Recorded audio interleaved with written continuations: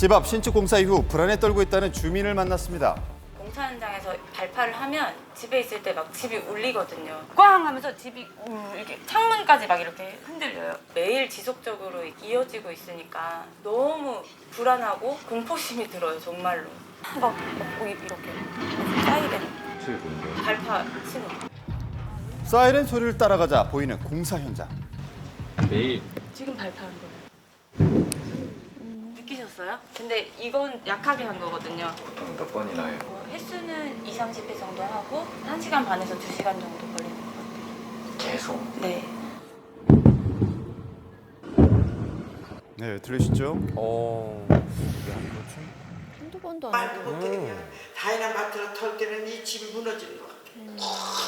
그런 소음 때문에 애가 막 자다가 자꾸 경기를 일으키니까 소음도 크지만 이게 바닥이 아래로 쑥 꺼지는 느낌이 나거든요. 생활에 지장이 있겠네요. 네, 이 주민들의 아파트 베란다에서 공사 현장까지의 직진 거리는 25m 남짓이었는데요.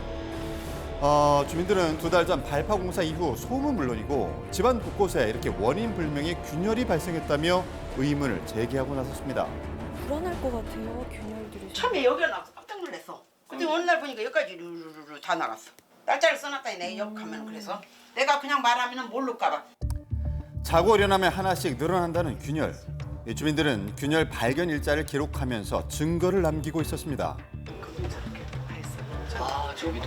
예, 저 부분도 어떤 부분. 이 충격을 더 강하게 받는 외부에서는 균열을 더 쉽게 찾을 수 있었는데요. 보면 내부에서 시작된 크랙이 이제 외벽까지 똑같이 이어져 있어요.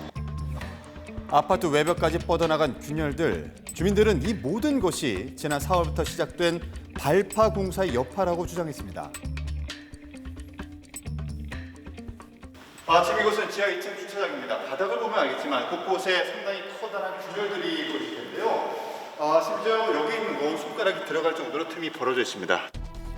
균열이 가장 심각하다는 아파트 지하 주차장.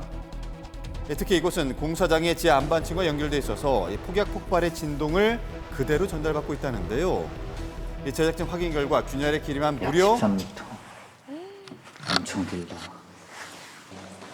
이 벽 끝에서 여기도 이렇게 쫙. 심지어 바닥에 난 균열은 벽을 타고 올라가 천장까지 이어졌습니다. 심한데요?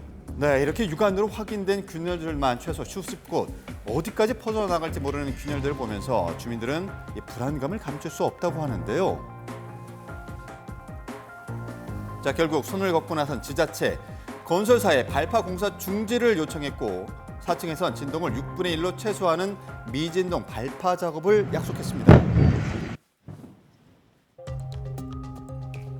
소리의 그 차이가 느껴지시나요? 네. 자, 그렇다면 전문가는 이 상황을 어떻게 바라볼까?